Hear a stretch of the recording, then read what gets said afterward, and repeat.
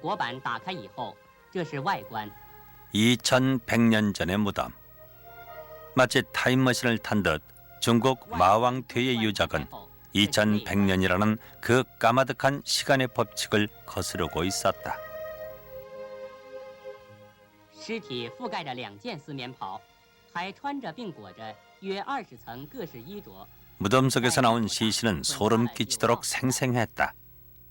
자연의 법칙에 따라 흙으로 사그러졌어야 할 고분의 미라는 불과 죽은 지 4일 만의 상태를 유지하고 있었던 것이다.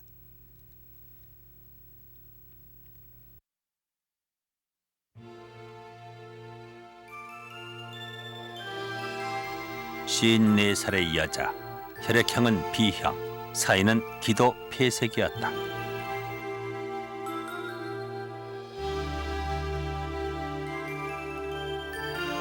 현대 과학을 경악해 하는 유물은 계속 이어졌다. 시신의 위장에서는 기생충과 함께 10년이 지나면 발화될 수 없는 OEC 147개가 싹을 틔운 채 발견됐다. 신비에 쌓인 마왕퇴의 고분, 극락왕생. 살아있는 자의 염원을 담아 죽은 자의 영혼을 감싸고 있는 것은 바로 5톤을 넘는 육중한 수치였다.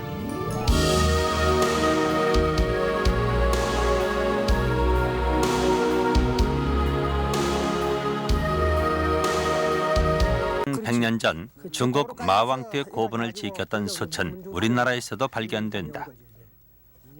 도로 건설로 인해 조상의 묘를 이장하려 했던 16대 자손은 너무도 당혹스러웠던 그 당시를 생생하게 기억하고 있다. 조선 중종 때 장혜원 판결사를 지낸 김흠조. 이미 흙이 되어버렸을 선조의 영혼이라도 모시려 했던 후손들은 500년 전의 묘에서 마치 살아있는 듯 잠자고 있는 시신과 마주서야 했다. 시신은 그냥 옷이 쌓였는데 보니까 얼굴 머리 그대로 가만히 있지 뭐. 얼굴만 미라가 되어 있는 거죠. 배 부분만 완전히 이제 없고 이제 다리하고 손발은 아주 완전 깨고 살이 그대로 다 있고. 묘를 파니까 뭐가 제일 먼저? 제일 먼저 나온 것이 이제 숯이죠. 숯이 나왔고 숯 가후로 이제 그 도자기가 나왔고 도자기는 양옆에 할머니 묘 하나에 할아버지 묘 하나씩 이렇게 묻어 나왔더라고 도자기를. 조상의 영혼을 깨웠다는 두려움 속에서 후손들은 서둘러 재매장했다. 때문에 지금은 땅속에 묻힌 이 놀라운 유적을 볼 길이 없다. 사후 발굴 조사에 따르면 약 3m 깊이에 묻혀있던 관은 내관과 외관 이중으로 돼 있었는데 모두 적송, 즉 소나무로 된 목관이었다. 목관을 석효가 싸고 있었고 또다시 이 봉분을 보호하고 있는 것은 20여 센티미터의 바로 숯이었다.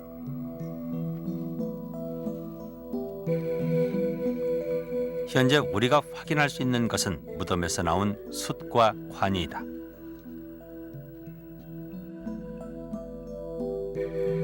숯과 함께 나온 관은 500년을 땅속에서 지탱했다는 것이 믿기지 않을 정도로 깨끗함을 유지하고 있다. 건축물과 묘에 숯을 이용하는 것은 동양의 대표적인 건축 비법 중 하나였다. 조선시대 기룡 등 예에 관한 절차를 기록해 놓은 국조 오례의 매장 절차의 하나로 숯의 이용을 적고 숯은 나무 뿌리를 막으며 물과 개미를 물리친다는 효용을 적어 놓았던 것이다.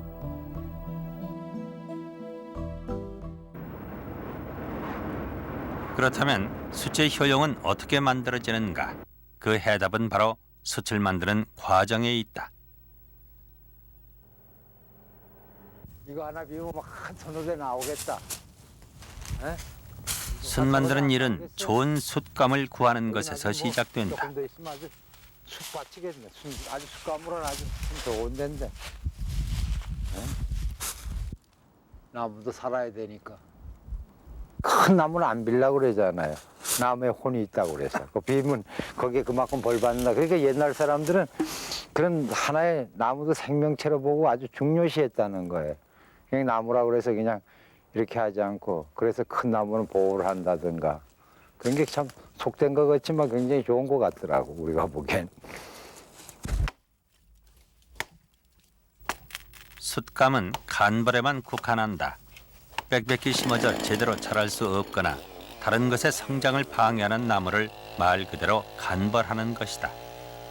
때문에 정직한 숯쟁이는 나무를 베어 없애는 것이 아니라 나무를 제대로 자라게 한다.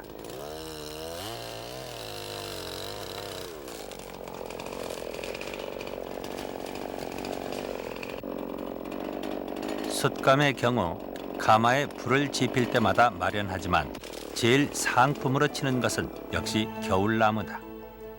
봄에 울창하게 자라기 위해 영양분을 품고 있기 때문이다.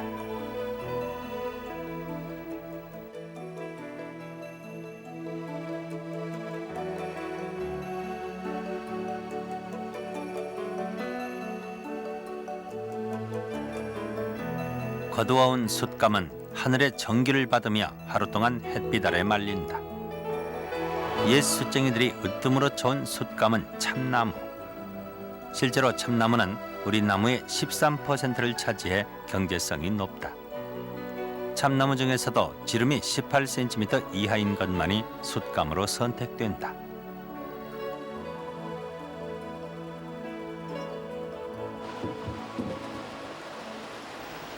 드디어 숯감을 가마 안에 채기 시작했다.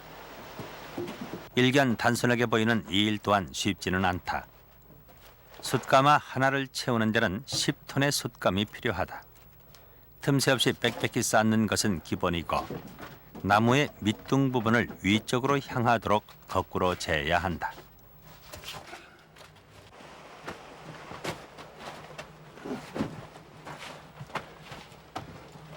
일반인의 눈으로는 잘려나간 나무의 위아래조차 구별하기가 쉽지 않다. 불은 숯가마 윗부분부터 붙는다. 숯은 대지로부터 영양분을 받은 나무의 길을 따라 태워야 하기에 뿌리 쪽을 가마 위쪽으로 향하게 하는 것이다.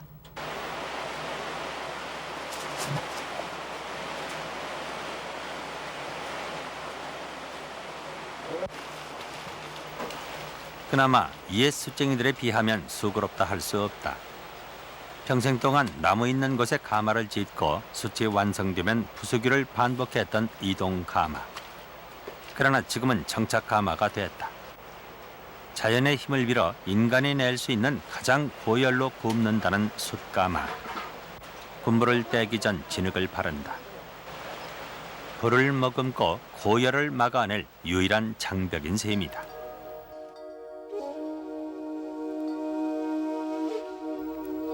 숯가마의 천정과 몸체는 모두 원형이다. 열의 반사를 돕기 위함이다. 가마의 천정과 아래쪽엔 연기를 빼내기 위한 굴뚝이 3개씩 있고 그 사이엔 장작불이 지펴질 아궁이로 통하는 별도의 구멍이 있다.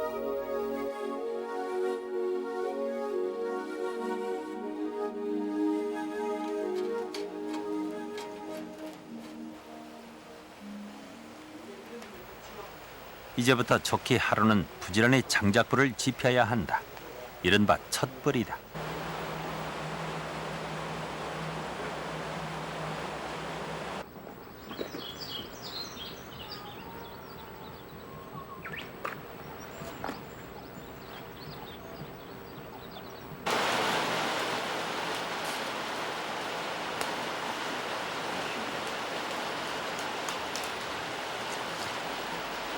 밤을 지샌 가마터가 분주해졌다.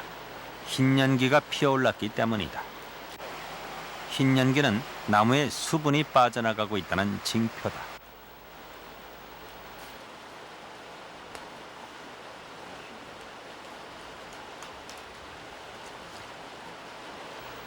이때쯤 숯쟁이는 아궁이를 막는다.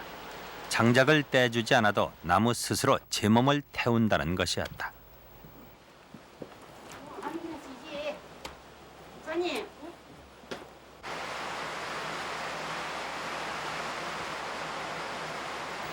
가마의 컷온도가 300도 이상이니 가마속은 400도가 넘어서고 있을 터였다.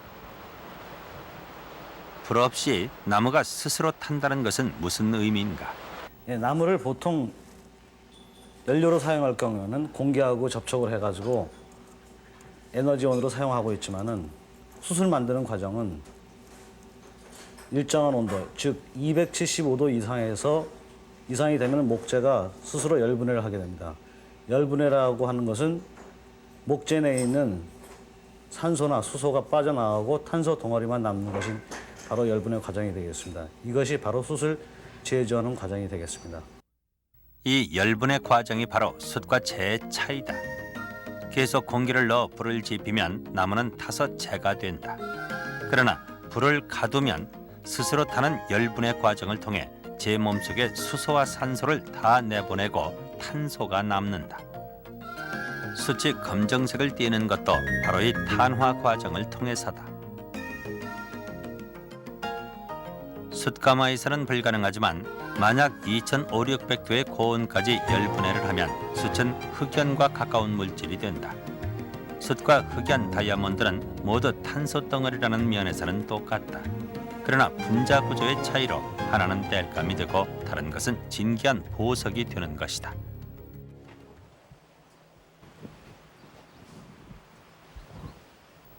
숯이 되기를 기다리는 것, 그것은 나무의 열분해 과정, 곧 탄화 과정을 지켜보는 일이었다. 지금 한 이 부분까지 숯이 다 탄화가 돼 내려오는 것 같네, 나무가. 이 정도까지. 밑에 부분은 다시 또 이제 숯이 돼 내려와야 되겠죠. 지금 한 요 정도 부분까지 온 것 같아요. 그건 어떻게 해요? 이거 뭐 안에 볼 수가 없으니까 이거 이제 이렇게 감각으로 이렇게 짚어보면 여기 이제 열이 아주 뜨거운 데가 있고 좀 덜 뜨거운 데가 있거든요. 그럼 어느 정도 온도면 이렇게 탄화가 되노라다 이런 걸 아는 거지. 감각으로 아는 거지. 이건 안에 볼 수가 없으니까요. 그렇게 하고 이거 불끈형을 좀 이거 줄여야 되겠네. 더 다시 바람. 그럼 이걸 이제 그저 숯쟁이가 할 일이란 불구멍을 줄여주고 가마한 구석구석까지 탄화가 잘 진행되도록 공기의 흐름을 조절해주는 일뿐이다. 그냥 놔둘 경우 저급품의 숯이나 재가 많이 나오게 된다.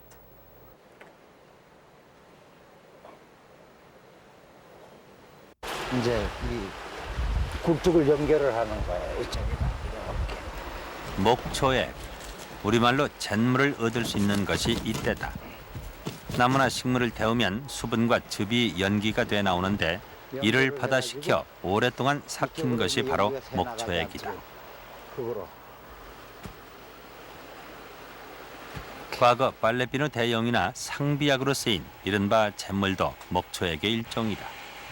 그러나 현재 목초액은 농사뿐만 아니라 약재, 음료 등으로 쓰여 고가품으로 거래되고 있다.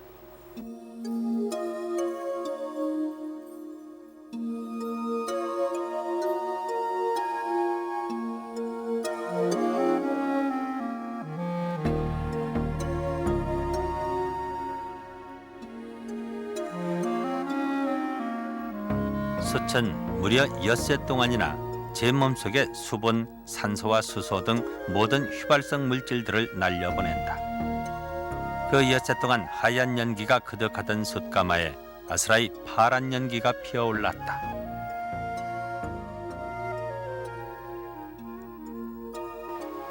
숯이 탄소를 제외한 모든 것을 태워버려 정결해졌음을 알리는 것이다. 이때 또다시 가마 입구에선 바람의 흐름이 바뀌어 가마 안쪽으로 역류한다. 마지막으로 숯이 공기를 머금고 타오르는 것이다.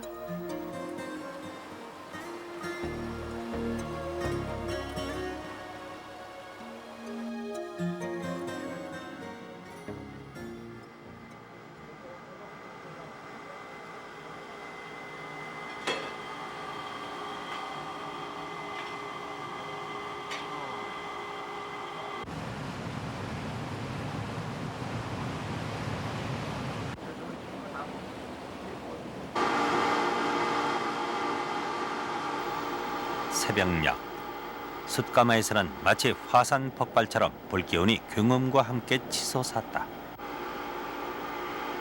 마지막으로 900도 이상 고열로 구워진 숯가마 안에 휘발가스를 빼는 작업이다. 이른바 숯의 정연이다.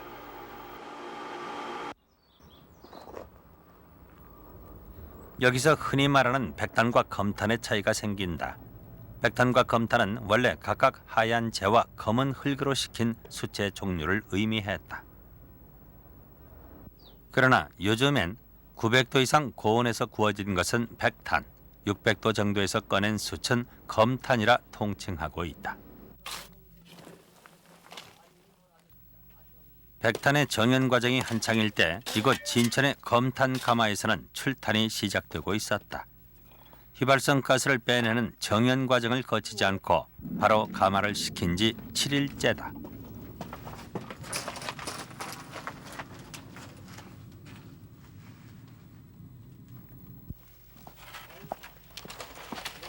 공기를 막아 자연스럽게 불을 끄는 만큼 나오는 수채 양 또한 백탄보다 많다. 그러나 백탄과는 달리 일일이 수피를 벗겨내는 번거로운 과정을 거쳐야 한다. 백탄과 검탄을 현미경을 통해 들여다보았다. 백탄이 검탄보다 구멍이 고르고 약간의 차이지만 미세하게 분포되어 있음을 알 수 있다.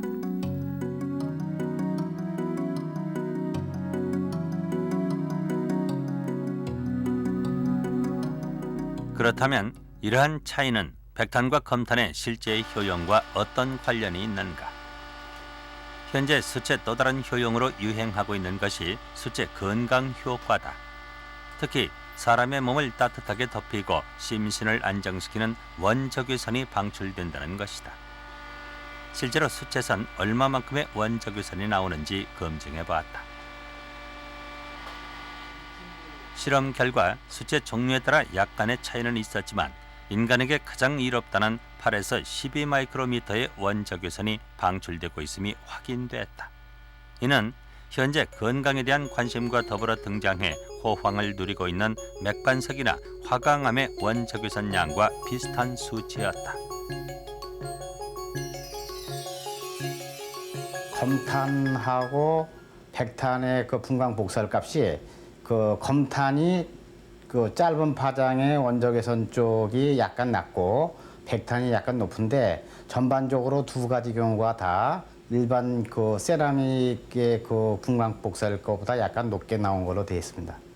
예, 그건 어떤 걸 의미하는 거예요? 네, 그거는 이제 그 원적외선 양이 다른 그 일반 세라믹보다도 좀 많이 나온다고 이제 보면 되겠습니다. 백탄과 검탄의 차이는 전자파 차폐 시험에서도 나타났다. 전자파는 자극과 발열작용으로 인체 균형을 깨트려 병을 일으키는 현대의 폐해 중 하나다.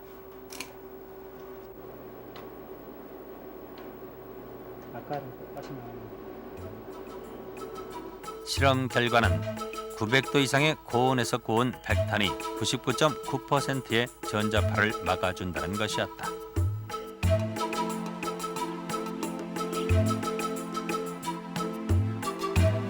모든 전자제품 예를 들어서 휴대폰이라든지 요즘 많이 쓰는 그 랩탑 그 컴퓨터 그런 쪽은 전자파가 나오게 되면 인간에게 그 유해하니까 요즘은 그 안에 카본 성분, 섬유 같은 걸 집어넣게 되면 전자파는 그런 전자성 물질에 의해서 차폐가 됩니다. 그래서 요즘 나오는 고급 제품들은 다 그 케이스에 전자파 차폐제를 넣게 되는데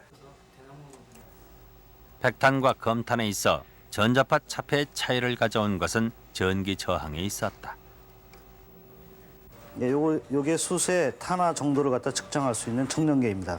이와 같은 숯은 정의연, 즉 중간 휘발성 정도의 가스를 빼낸 백탄은 전기 저항이 낮아 전자파를 막을 수 있었던 것이다.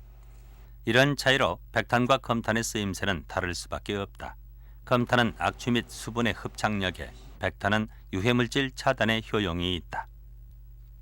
그러나 백탄의 전자파 차단 능력은 일상생활에서는 쉬이 접할 수 없는 강력한 고주파에서 나타난 것이었다. 저주파 전자파가 발생하는 실제 생활에선 과연 어떨까? 전자파가 전혀 발생하지 않는 공간에서 측정을 해봤다. 전자파 중 가장 문제가 되는 것이 뇌를 교란시켜 기억상실이나 치매를 가져오는 자기장파다. 특히 자기장파는 콘크리트 벽까지 뚫고 들어올 정도로 강력한 전자파다. 특수 처리된 금속판 외에는 컴퓨터에서 발생하는 전자파의 수치가 내려가지 않는다. 그것은 숯도 마찬가지였다. 즉 특수 금속판 외에는 그 어느 것도 자기장파를 막아내지 못했던 것이다. 그렇다면 수채는 전자파 차단 효용이 없다는 것인가? 수채를 이용한 각종 전자파 차단 상품들은 어떻게 된 것인가? 전자파의 또 다른 종류인 전기장파를 실험했다. 전기장파는 인체에 비정상적인 전기 신호를 흐르게 해서 각종 질병을 유발하는 것으로 연구되고 있다. 실험 결과 전기장파는 손이나 종이 등 간단한 물질로 써도 쉽게 전자파 수치가 떨어진다. 수치의 경우엔 오히려 수치가 급격히 증가했다. 그러나 손을 가져다 대자 그 어떤 물질보다도 급격히 수치가 떨어진다. 즉 전자파가 빠져나갈 길이 있을 경우 수치는 강력한 전기장파 차단 효용을 보인다. 손이 각종 전자제품에서 볼 수 있는 일종의 접지선 역할을 하는 것이다. 실험 결과 수치는 일부 전자파에서 강력한 차단 효과를 나타냈다.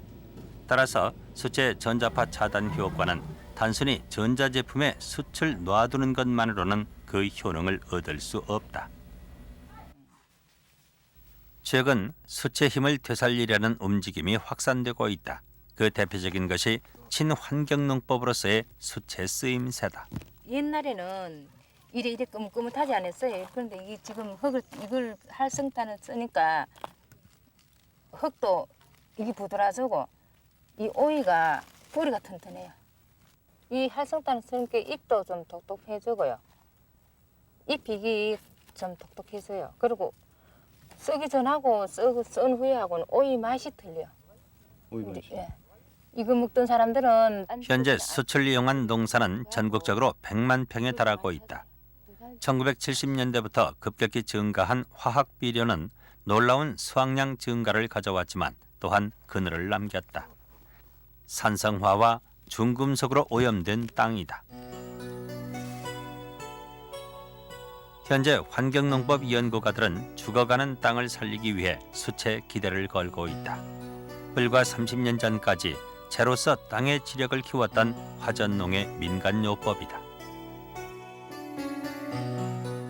그 옛날 화전민들은 불태운 자리에다 농사를 지었다. 초목이 불에 타 만들어진 채가 곡식의 성장에 유용한 양분이 되는 것을 경험으로 터득한 것이다. 이 채를 현대적인 의미로 보면 바로 미네랄이다. 수채는 우선 흡착력으로 오염된 땅의 유해물질을 없앤다. 그리고 미네랄 성분으로 인간 체내의 신진대사를 돕는 것처럼 식물의 성장을 활성화시킨다. 실제 토양에 적용해 볼 때 토양 상태가 아주 심하게 안 좋아진 상태, 그런 상태의 수질을 뿌려보면 훨씬 효과가 탁월하거든요. 실제 이렇게 농사짓기 아주 토양 상태가 아직까지 크게 오염되지 않는 곳에서는 그런 거 잘 모르겠는데 심한 곳일수록 면적장이 심하고 이런 데일수록 이제 효과가 탁월하다는 것은 숯 자체가 그 옛날 토양이죠. 옛날 토양의 그런 구조를 찾아주고 숯이 가지는 기본적인 어떤 중금속이라든가 유해 물질 흡착 영역들이 상당히 효과를 볼 수 있다고 보거든요. 그래서 이제 친환경적인 농자재로서 충분히 그 역할을 한다고 보고 있습니다.